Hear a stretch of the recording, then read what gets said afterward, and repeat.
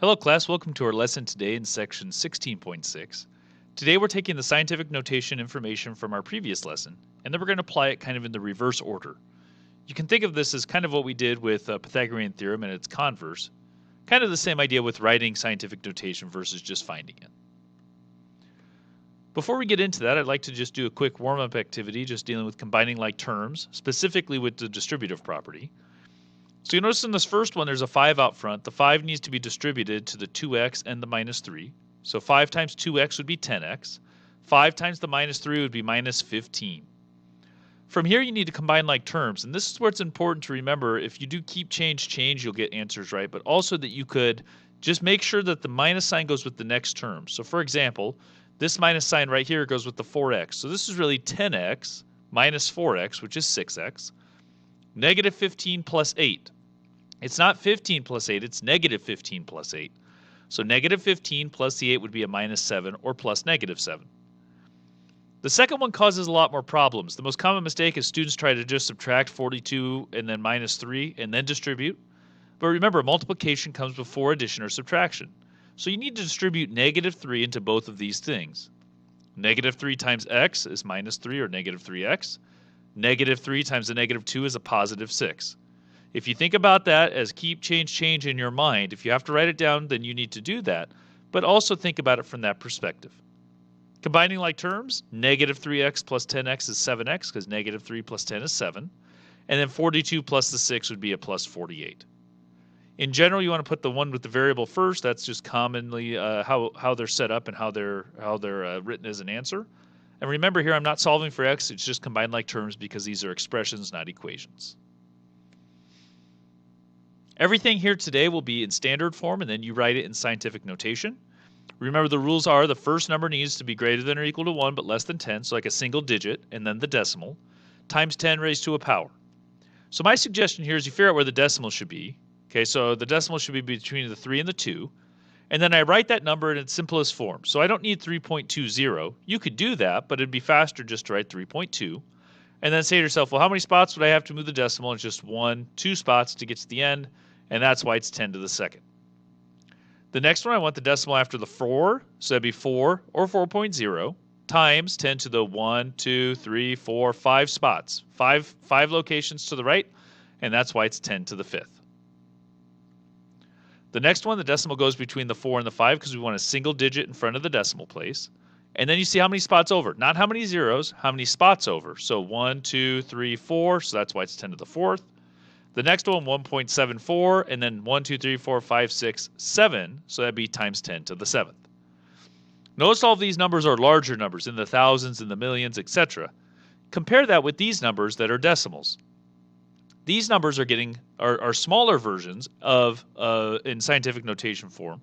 So we need to have negative exponents because we're working backwards.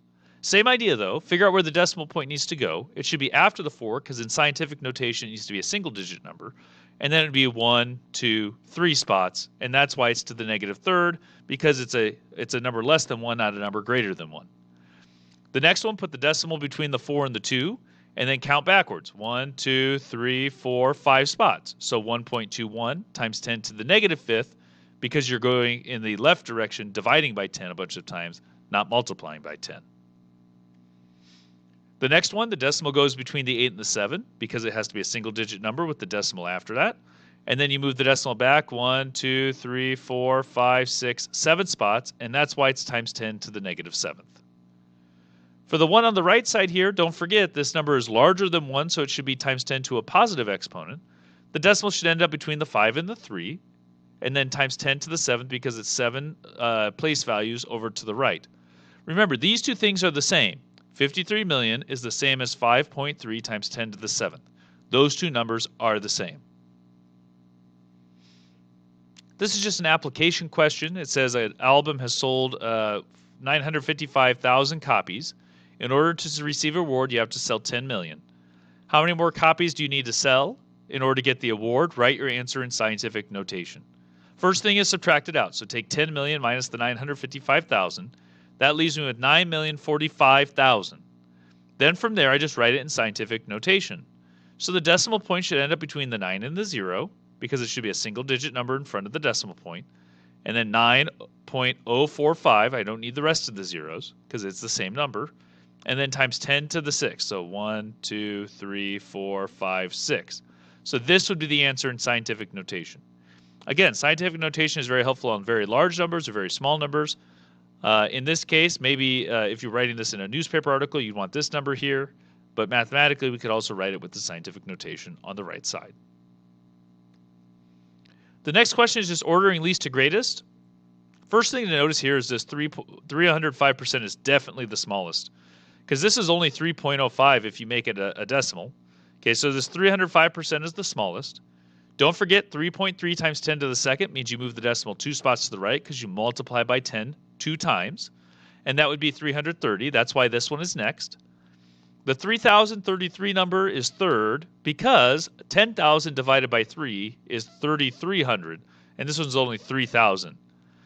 So you don't have to know exactly what the number is necessarily. We could probably guess that just based on our previous knowledge of things like percentages, this 305 has to be the smallest. And then times 10 to the second power is next because it's only 2 spots over to the right. And then you kind of move from there. My suggestion is when you write your answers, use the original formatting of the question. That's always helpful for a teacher to be able to see that. Maybe you could do what I did and you just kind of write what the numbers are off to the side or something so you can see it. But try to have the original formatting in your final answer. Your homework today is section 16.6, 3 through 15, 19 through 21, 24, 25, and 34. When you're looking at these questions, make sure you're thinking about setting them up like these. Write the original piece, equals, and then the scientific notation. Remember, these questions are in standard form to start with, and then you're switching it over to scientific notation. Don't forget that numbers that are really small, like the one on the left here, should be a negative exponent for the power of 10, and the higher numbers, like this 53 million, should be a positive exponent. So for that homework assignment, make sure you have the original and then equals the answer for a lot of those. They should go fairly quickly, kind of like what the last lesson did. Have a good day, everyone.